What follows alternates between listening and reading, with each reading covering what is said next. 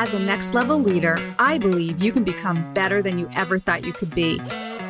The key is to figure out what your blind spots are and get them out of your way. Let's get started. This is The Blind Spot. Hello, friend. I hope you're doing great today, and thanks again for listening to my podcast.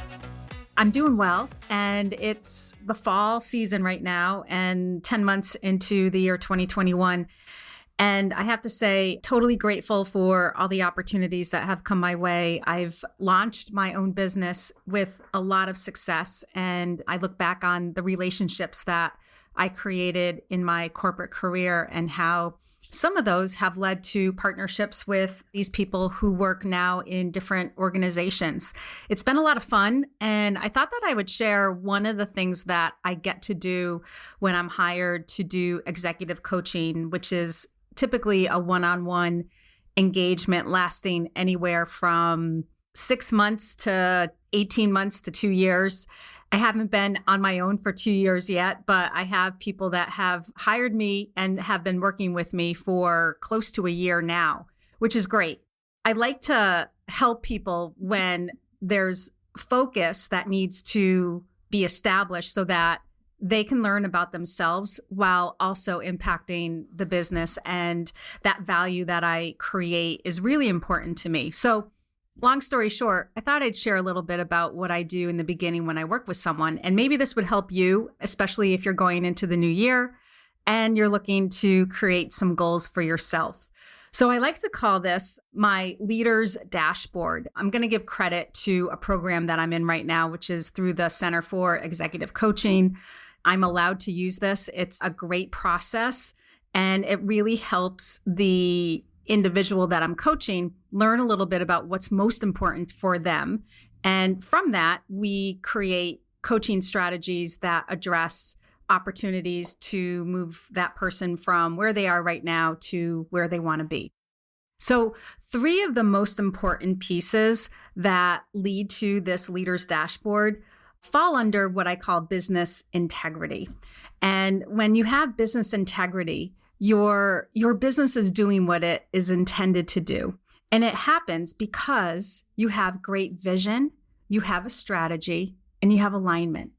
And those are the 3 components that will make a company, a business, a department, even your career successful. So let's start off with vision.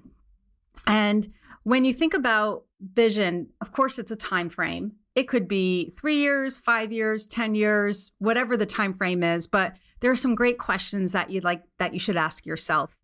For example, what problems do you solve if you're an organization? What are your products and services that are your edge, your competitive edge? What does your organization do best?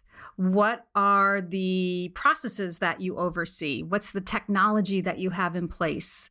What are your key milestones that you'd like to hit? It's more that really big dream that gets you a little excited and uncomfortable at the same time.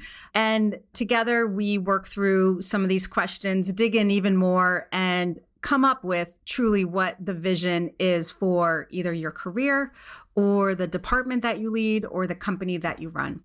The second component would be strategy.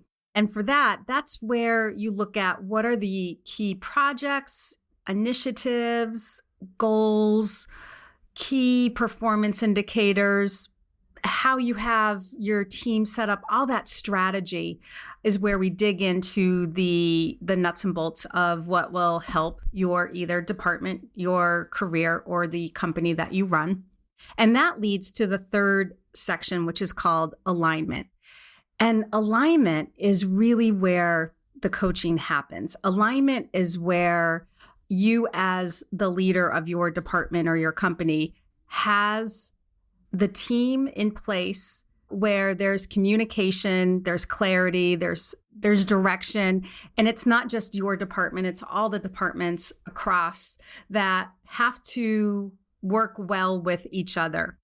This is that place where you think about behaviors and relationships. And those are the 2 most important areas that I find that I coach over and over and over again. For example, When you think about delegation, you might have, well, you yourself might be somebody who tends to want to do everything on their own. You believe that you are valuable, helpful. Of course, you're the leader. Of course, you are the one that has the most knowledge. So you think that you are doing your team a service by taking on everything, but you're not delegating. And the question is, why aren't you delegating? What's your relationship with delegation? How do you think about delegation? What is your concern around delegation? And that's where we dig in and we figure out what your blind spots are around that component, if that's what it is that we need to work on to help you with your business integrity. And delegation is just one example, but some people will think that, having plan B, C, and D is the norm. And so they behave in that way.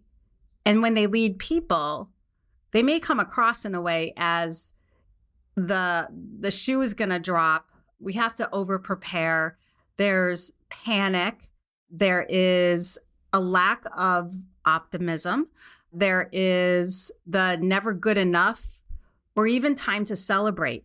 So when that happens, the ripple effect with your team obviously is a little disengagement. Everything is difficult. Everything is hard. When wouldn't it be nice to celebrate success and build on that strength that you created with your team through a difficult time or a project or some challenging client that you gained? So behaviors really come into play when it looks at the business integrity, the structure around the coaching engagement that I have with people. And it always leads into also relationships. So people are human and we all have stuff. And our stuff is typically a lens that we define ourselves through.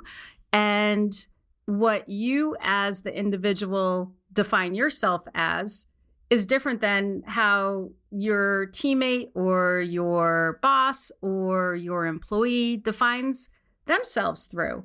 So we all have like a different perspective that we're showing up with. So through my coaching, I help you figure out what your perspective is. And so you can be aware of it, set it aside when necessary in order to connect with that other individual that you happen to be working with. It sounds simple, but it really is difficult because we are given these perspectives. I say given, but we are given these perspectives in our childhood under the age of 10. They're really formed, like hardwired basically into our subconscious. And we don't know what we don't know. We just think that it's the norm. And that's what a great coach can do. They can help you see how you think, why you may believe something about a certain situation. Again, it's your relationship with that thing that is poking at you. Even though you may learn about this with yourself, part 2 of this is always being able to, when you're in the moment, to be able to pause and consider, how do you want to play this out? Your typical default would normally be fill in the blank. And instead, knowing what you now know, how do you want to play it? That's what coaching can offer. It just helps you just become more self-aware of yourself. It doesn't change you. It just helps you become more self-aware. And, we all have stuff. I'll give you an example for me. My thing about myself is that I do not believe I'm smart enough. And this came from my 7th grade teacher, Mr. Janitis. It happened because he would give us a test, and based on our grade, he would have us sit in the A, B, C, D, or F row based on what we got on our test. So if you can imagine a 7th grade girl, typically who does very well in school, gets stuck in the F row, that was pretty traumatic for me. And that stuck with me. And from that point, it was in my head that I was not smart enough, that I had to work hard in school, that school was difficult. I carried that throughout my college years and, of course, into my corporate career until I started to figure myself out. But my not good enough definition would show up with me overdoing, over preparing, not being satisfied with what just happened, trying to make things better. Definitely shows up in my personal life with my family, but it's been almost a relief to learn that that is not what I have to believe.